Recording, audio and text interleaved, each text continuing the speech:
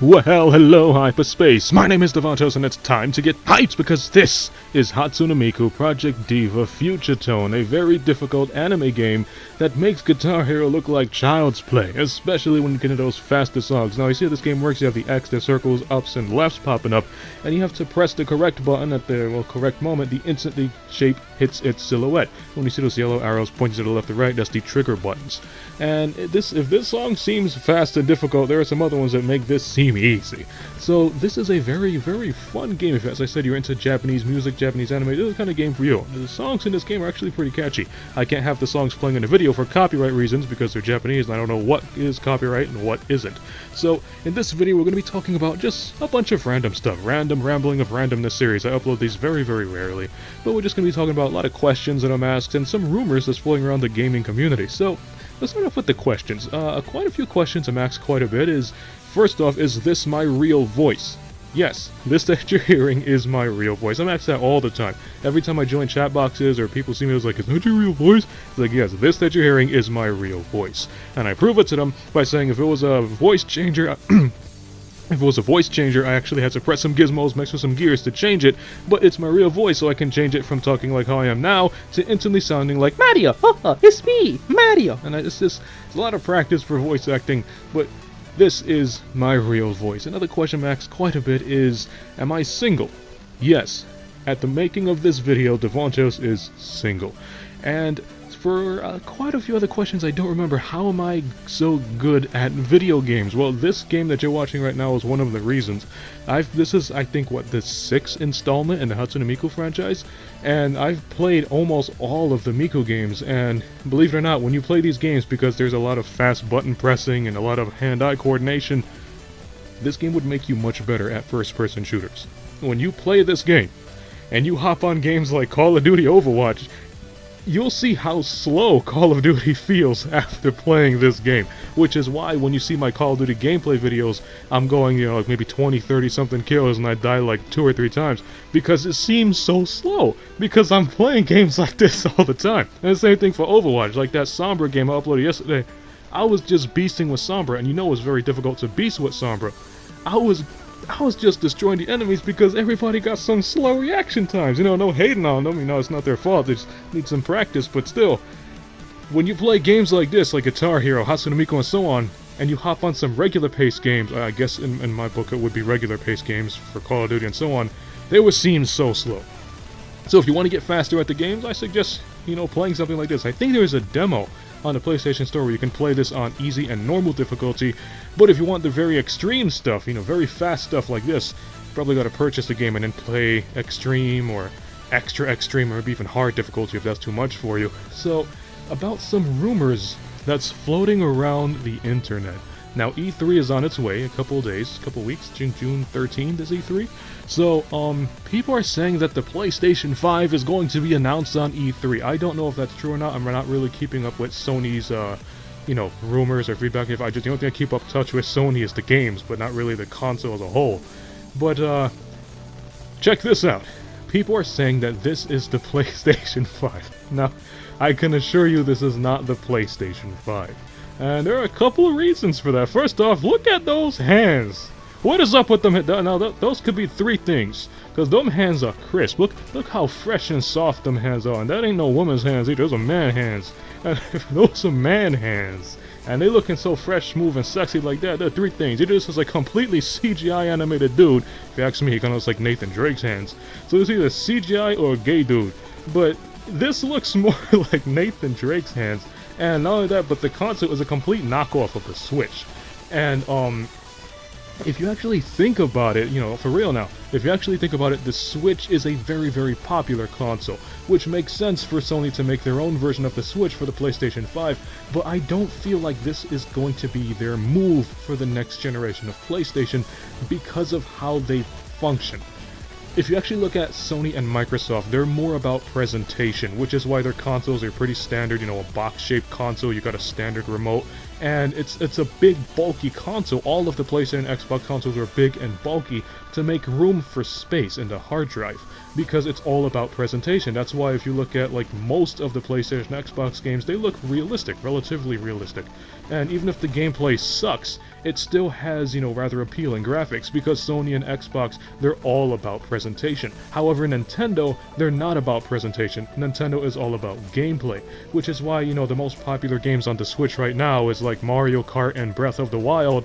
Those two games are out for the Switch, but they don't look realistic. They look very cartoony. And I'm not saying the Switch doesn't have the capabilities of making something look realistic, because I'm pretty sure it does, but that's not what Nintendo is focusing on. They're focusing on making the game fun, which is why when you pick up Mario Kart, you can't put it down. But when you pick up a game like Call of Duty, it may look realistic, at least to some standards, but it may look better than Mario Kart. However, you can easily put it down because Sony's not really focusing on gameplay. They're more focused on graphics. And with a console that's this small, being the PlayStation 5, there's not enough room for a huge graphics card, meaning that the graphics for this so-called PlayStation 5 isn't going to be great. And we can actually get into numbers here. If you look at the PlayStation 5, the standard original PlayStation 4, sorry, not PlayStation 5. If you look at the original PlayStation 4, it's a 500 gigabytes for the standard PS4. And you see how big and clunky that is. Now, I know you can go into arguments saying, oh, you can have something that's even smaller and have 1 terabyte of data, and, for those of you who don't know, 1 terabyte is 1 terabyte of data is 1024 gigs, but yeah, you can fit a terabyte of data in the PlayStation 4, but that's not the problem. The problem is the price. This is, Sony's a company, they're all about the marketing, they're about the payments and money, and if you actually put stuff like, terabytes instead of gigabytes in the PlayStation 4, or if the PlayStation 4 runs by even freaking, like, petabytes or exabytes, that's insanely expensive. And for them to put that in the PlayStation 5, because, you can have, for example, they're using terabytes in the PlayStation 5, they're going to have to spend a lot of money on, cards. How can I say this? They have to spend a lot of money on data cards that hold terabytes, which are much more expensive than gigabytes, and they're going to have to do that by the thousands, if not millions, so it's not really going to be much of a profit for PlayStation to be doing that, just because they want to make the PlayStation 5 look like the Nintendo Switch. You see what I mean? So if they're going to actually have to make something like the Nintendo Switch, they're going to have to really cut down on their graphics capability, which isn't a move Sony would take. Because, it only makes sense. PlayStation 4's graphics look better than PlayStation 3, and then here comes PlayStation 5 graphics, and it's like, it looks worse than PlayStation 4. That doesn't really make a lot of sense.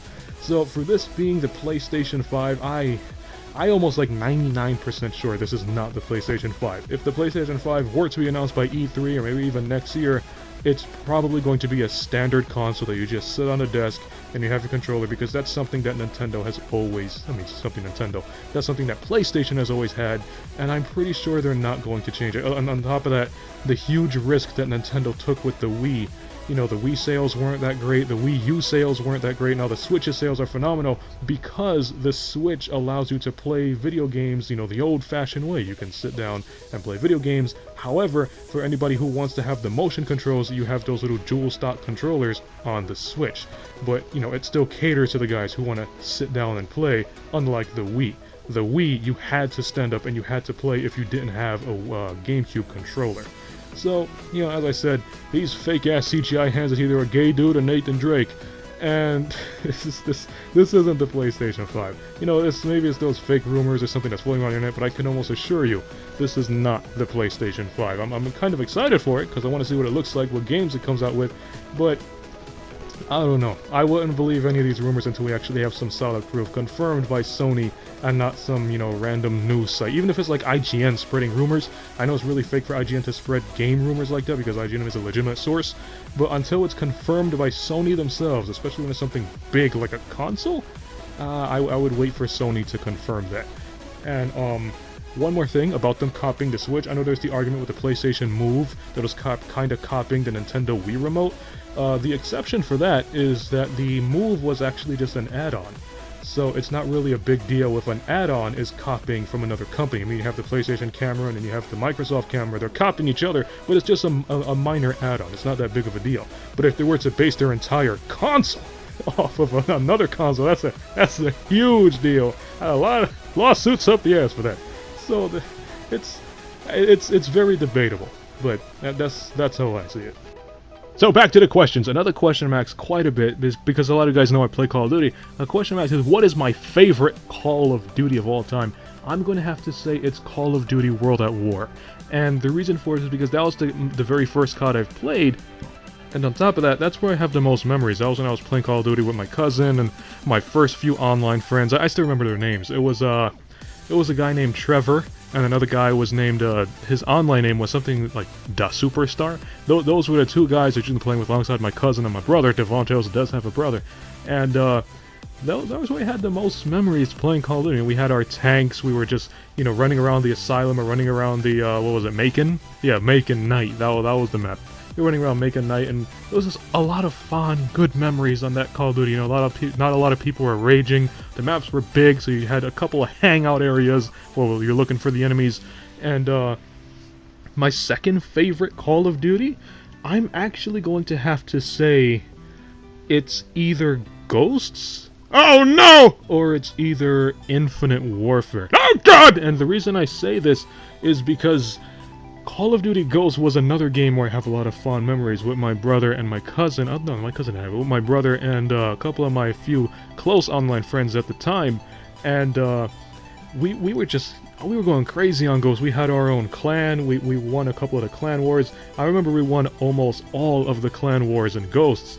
And then for Infinite Warfare, the reason I like Infinite Warfare so much is because it feels like it has everything a Call of Duty game should have.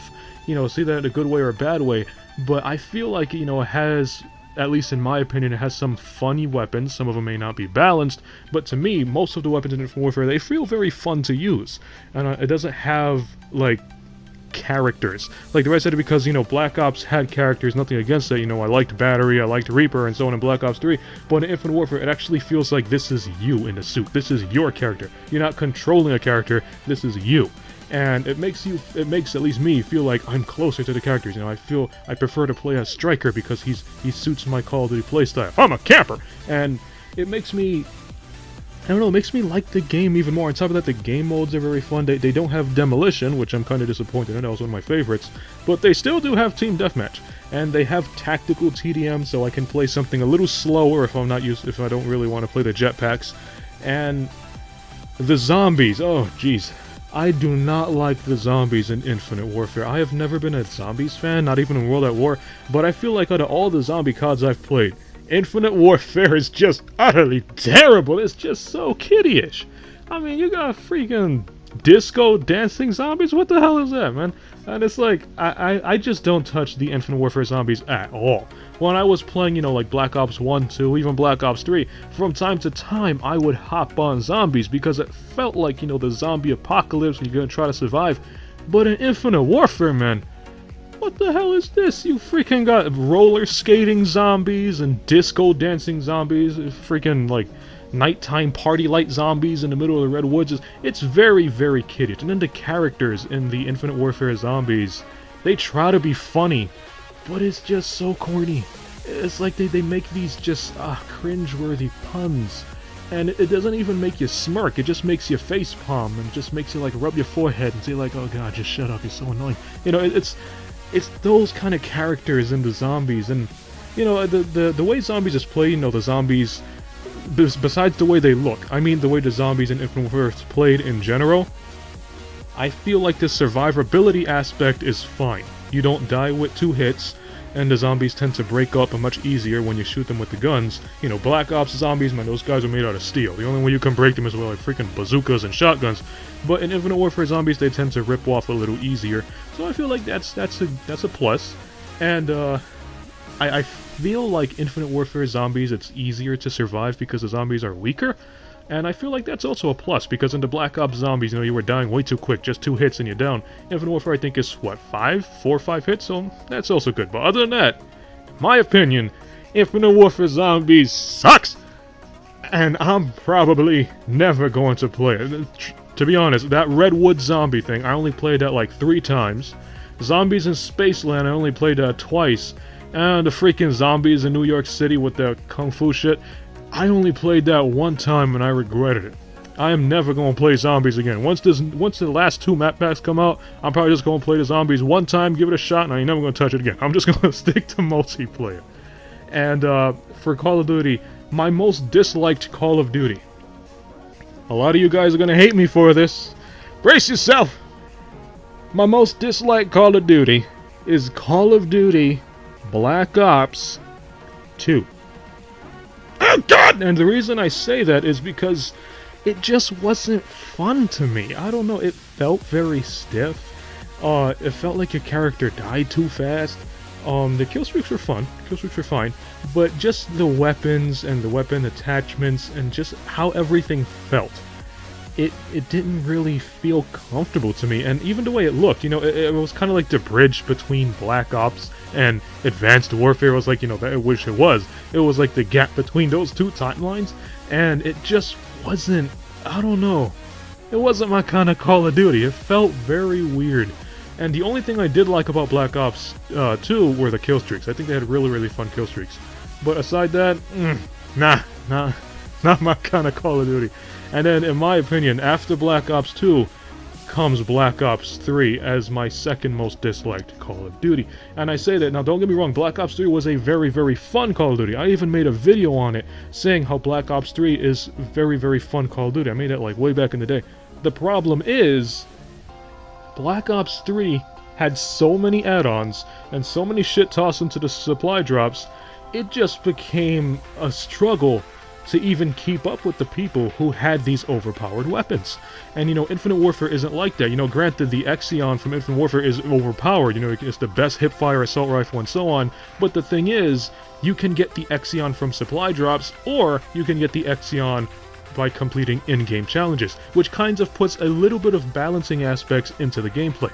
Black Ops 3 wasn't like that. You had that fake-ass disc-launching gun, whatever, it shoots like a frisbee and it slices through people. That thing was overpowered as shit, and if the enemies had that, hell, if like 2 enemies had that gun, there's nothing you can do.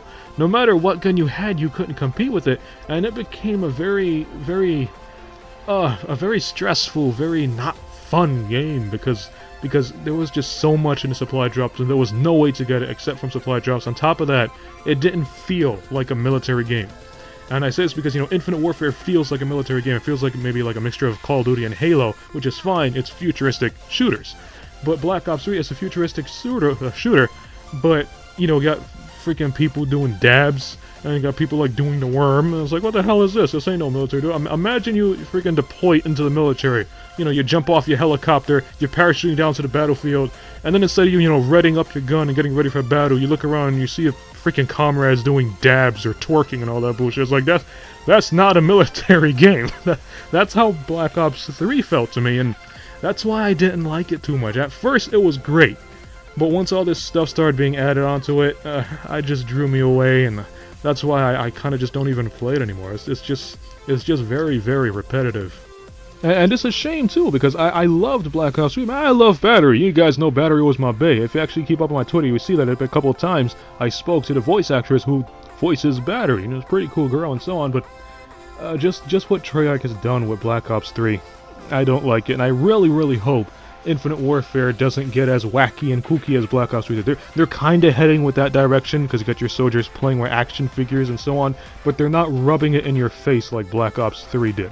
So if Infinite Warfare stays just as it is, I feel like it's going to be fine. If they switch up and screw over like Black Ops 3 did, then I'm probably not going to like IW anyway, in the long run.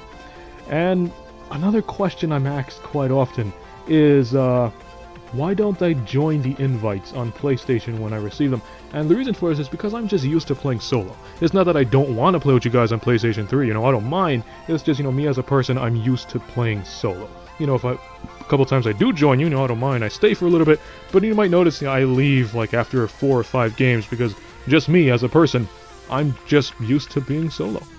Now, let me actually ask you guys something. You guys can answer in the comment section below because this is something I'm very, very curious about. Now, me being Davontos, and once people find out I have a YouTube channel and I'm not very popular, but I guess a handful of people know me, they tend to, troll and hate and so on, and they say, oh, Davontos, you fat! Which, again, I'm not fat. If you've seen me appear up on camera a few times, you see I ain't fat. And they say, oh, you live in your mama's basement! And it's like the same insults over and over. So, let me ask you guys, maybe you guys know, because I have no idea why they say this. Why is the insult that most people use is, you fat, and you live in your mama's basement? I mean, technically, if you're fat or skinny, as long as you're happy, that's all that matters. You could be fat as fuck, as skinny as shit. As long as you're happy with who you are and how you look, that's all that matters. And then people say, oh, you live in your mama's basement. I mean, is what's so bad about that? I mean, let's think about this. Let's say you're living in your mama's basement, and you happy. Your mama's not giving you any problems in there. You ain't giving your mama no problems, so you living a happy life, alright? Maybe there's some way you're making income. Oh, maybe you're a YouTuber and you get paid by YouTube. Maybe you guys won the lottery, so you need to get no job. But for whatever reason, you're happy living in your mama's basement, and your mama happy having you in the basement. What is so bad about that? Why are there such specific standards you have to live up to in today's society in order for you to be socially accepted? And that's something I'm very, very curious about. I mean, it just hits me all the time. Like, every time they throw these insults at me, I don't feel insulted in any way, and I just throw this logic I just told you, I just throw that at them, and then they just, like, stay quiet. They're like, oh shit, he right. And it's like, why is you living in your mama basement such a common insult nowadays, and why is it when it's said to other people, they feel insulted by it? I don't understand that. And it's the same thing with the girlfriend. You know, they say, oh, Davontos, you ain't got no girlfriend. It's like, big shit, I don't got a girlfriend. You know, maybe I don't want a girlfriend at the moment. Maybe I just can't find the right one. But me not having a girlfriend, that doesn't make me any different than you who has a girlfriend, because technically we're all still human. We all feel pain, we all love, we all take a shit. We're still the exact same person with or without a girlfriend. And it's like, oh, sex. Well, yeah, sex. Life isn't about sex. I mean, if your life is about sex, then you're probably living a wrong life. But it's just, I don't know, it's just a lot of the things that people say to me and people say nowadays. It doesn't bother me whatsoever. I don't care what people think about me. I don't care what people say to me, because I know who I am. And I know what I have to do in my life and how I have to do it. But the people who, you know, think they know who I am, and the people who toss these random insults at me, it just got me thinking, like, why? Why you say that? Why you do that? Why do you see other people like that? It's just something I'm very, very curious about. If you guys know, let me know in the comment section below, because I am very, very curious about that. And that's basically about it. It's just been another random thoughts of rambling videos. I don't really upload these much, but, well, I hope you enjoyed this one. Again, this is Hatsune Miku Project Diva Future Tone. And this is actually one of my favorite songs, and she also looks really cute doing this dance. Davontos is into anime. And, it's a really, really fun game. And I highly suggest if you guys are into anime or into Japanese music or into something that's similar to Guitar Hero, you should try it out. So, if you like this video, punch that like button with a mighty force. You can follow me up on Twitter at DavontosMan. And as always, I'll see all of you in the next video. Have a nice day.